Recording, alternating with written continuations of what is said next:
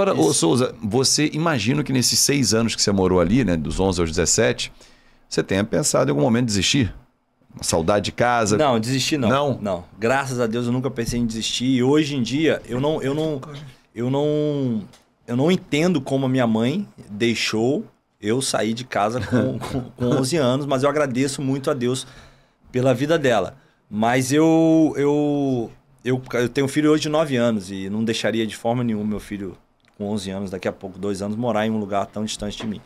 Mas eu fui morar ali e, infelizmente, eu nunca tive vontade de desistir. Mas eu, infelizmente, fui exposto a muita coisa muito novo, sabe? Muita coisa que não deveria, muito novo. Passei por muitas coisas ali que depois, já na minha adolescência e crescendo, eu tive alguns reflexos daquilo. Mas serviu de graças a Deus, eu fui passando, né, de categoria em categoria e até chegar nos juniores, no profissional, mas foi bem difícil.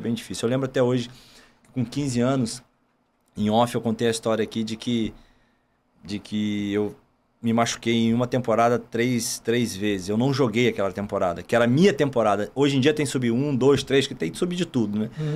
Mas naquela categoria era mirim, infantil e juvenil. No infantil, no meu ano de jogar, que era o segundo ano, com 15 anos, 14 anos eu só figurava. Nunca fui um jogador extra classe igual o Alex, o Coutinho. E no meu ano de jogar, que era o ano de eu jogar, que era 8, 9, uma lesão atrás da outra e eu acabei não jogando. Eu lembro até hoje, quando chegou no meio do ano, eu via meus amigos todos do meu quarto indo no centro do Rio.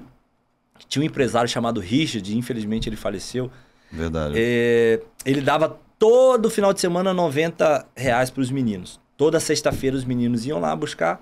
E do meu quarto só tinha 2 que não pegava, eu e o Kardec. Kardec, porque os pais sempre tiveram condições e falavam, eu não quero botar meu filho na mão de empresário agora. O Souza é porque, infelizmente, não jogava. Só vivia machucado. E aí, eu lembro até hoje, o Edu Pina, que era o capitão da época, o Jefferson Negão, que também era o segundo capitão ali. Eu falava, fala com ele lá, cara, dá uma moral, porque fazia muita diferença, R$90 pra mim na época. Minha mãe não tinha como me ajudar. E eu não tinha dinheiro. E aí eu pedi, e eles falavam, pô, ele só vive machucado, é difícil quando ele voltar a jogar, mas eu não voltava a jogar. E aí é uma história na qual eu chorava até, porque eu vi os meninos comprando coisas e eu não podia comprar nada, enfim. E o único alento que eu tinha no Kardec que tinha dinheiro. Então, assim, pra mim foi bem difícil. Mas, como eu te falei, cara, eu acho que tudo que eu passei em São Januário me fez ser quem eu sou hoje, sabe? Eu sou da forma que eu penso, da forma que as pessoas de repente até me julgam por inúmeras coisas. E a gente vai falar sobre isso no decorrer da live, mas eu sofri pra caramba, sofri muito. E por isso hoje eu fiz questão de conseguir dar uma vida muito boa pra minha família e manter isso, porque eu não pensava em voltar para o Brasil enquanto eu não pudesse chegar e olhar para minhas finanças, junto com a minha assistente financeira, e dizer assim, ó, eu posso dar para os meus familiares, todos eles que eu ajudo, isso até eu morrer. Não é quando eu parar de jogar eu vou diminuir o valor, eu não vou... Não, é até eu morrer eu consigo, graças a Deus, hoje ajudar todos eles e amigos. Que eu tenho um exemplo, o Nateco, que eu dei um Uber para ele trabalhar, ele me levou a primeira vez num cinema, me levou a primeira vez a almoçar no La Mole. Não tinha isso, porque eu ficava meio de semana todo em São Januário, final de semana, alguns dos amigos que tinham uma condiçãozinha melhor na época, me levavam para casa. Eu ia para casa do Kardec, ia para casa do Renato, ia para casa... E hoje, vários deles eu ajudo. Dei casa para o Renato eu dei um carro para trabalhar.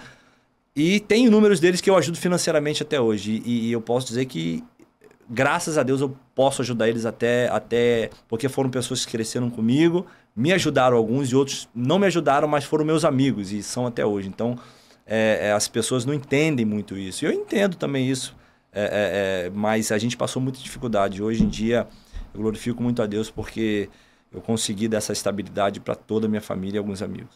Isso que você falou é um assunto importante, eu acho, para a gente conversar, porque foge muito da realidade de muito torcedor. O torcedor só quer saber da vitória dos 3 pontos, mas a gente vê um problema que está muito latente hoje, que é tratar o jogador de futebol meramente como um produto. E esquecer que por trás daquele atleta tem um ser humano. Tem alguém que tem uma história, tem uma família. Mesmo que tenha condição financeira, às vezes está passando um drama familiar que acaba estourando dentro de campo. E eu recebo muitos atletas aqui. O Fábio já entrevistou, muito mais jogadores do que eu. E é quase unânime. Você conversa com todo mundo. E a maioria de jogadores de futebol é quase que um modus operandi mesmo. Ele carrega a família dele, esposa, filho e mais uma galera. Sendo que ninguém prepara ninguém para você, no decorrer da sua vida adulta, ter nas suas costas 10, 15, 12, às vezes até mais pessoas. Eu queria te perguntar como é que foi isso para você, porque você passou o período de que você era muito dependente de terceiros, tinha o Kardec, outras pessoas que te ajudavam naquele momento, e em um dado momento esse jogo virou. Você passou a ter várias pessoas dependendo de você. Houve um preparo emocional para isso ou você teve que se virar conforme as coisas foram acontecendo? Preparo emocional nunca teve, mas a minha mãe sempre me levou para a igreja desde menino. Então, se tem algo que eu aprendi desde menino na igreja, foi sobre gratidão. Gratidão. E todos esses moleques, igual eu falei, não somente os que me ajudavam, mas os que estavam comigo. Um exemplo, Jefferson Negão, que era capitão da base lá, não virou ninguém, hoje é um vendedor da Solt, né? E é um meu melhor amigo, assim. Porque eu lembro que eu pegava ônibus com ele em São Gonçalo e ele me fazia companhia. Depois fomos morar junto na divisão de base ali, debaixo da arquibancada. Então é um cara que eu carrego comigo até hoje, eu ajudo, dei casa, enfim, porque eu sei que trabalhador merece.